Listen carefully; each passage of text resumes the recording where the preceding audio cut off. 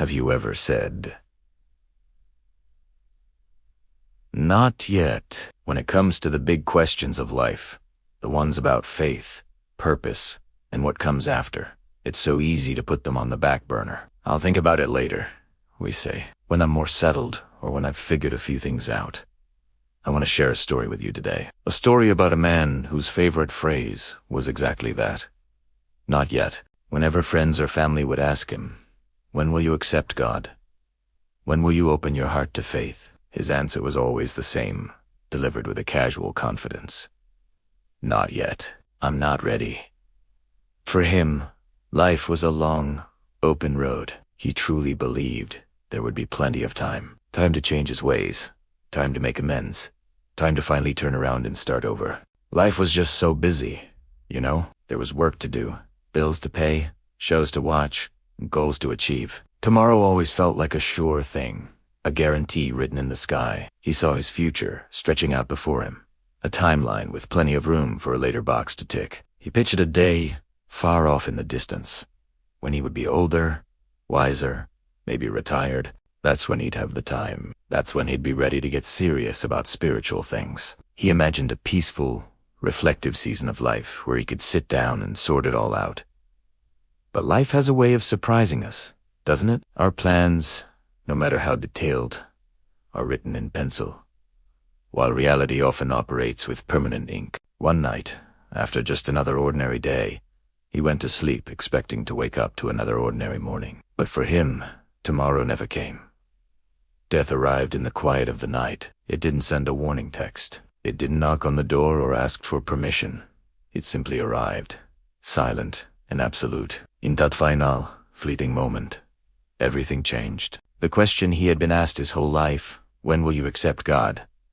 was no longer relevant. The only question that mattered was the one being asked of him right now. Standing on the very edge of eternity, looking back at the life he had lived, a terrifying realization washed over him. He finally understood that readiness isn't a feeling you get to cultivate after your last breath. It's not a state of being you can decide upon once the game is over. He had always thought of it like a project he could schedule, but he was wrong. The stark, cold truth is that death does not wait for you to be prepared. It doesn't check your calendar or ask if your heart is in the right place. It doesn't care if you have unfinished business. It comes, and those two simple words he had repeated for years, the words that had felt so reasonable and safe, not yet suddenly echoed in his soul with horrifying finality. They transformed from a casual delay into the heaviest regret he would ever know. In that moment, he wished he had never spoken them. He would have given anything, absolutely anything, for just one more chance to say yes.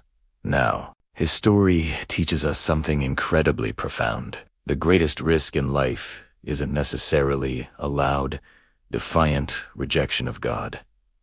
For many, the greatest risk is much quieter, much more subtle. It's the silent, steady belief that you will always have more time. It's the assumption that tomorrow is a promise, not a gift. We all live with this illusion to some extent. We put off important conversations.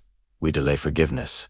We postpone joy, all under the assumption that later is a safe and accessible place. But this story reminds us that the only moment we truly have is this one, right now. Today is the moment for a decision.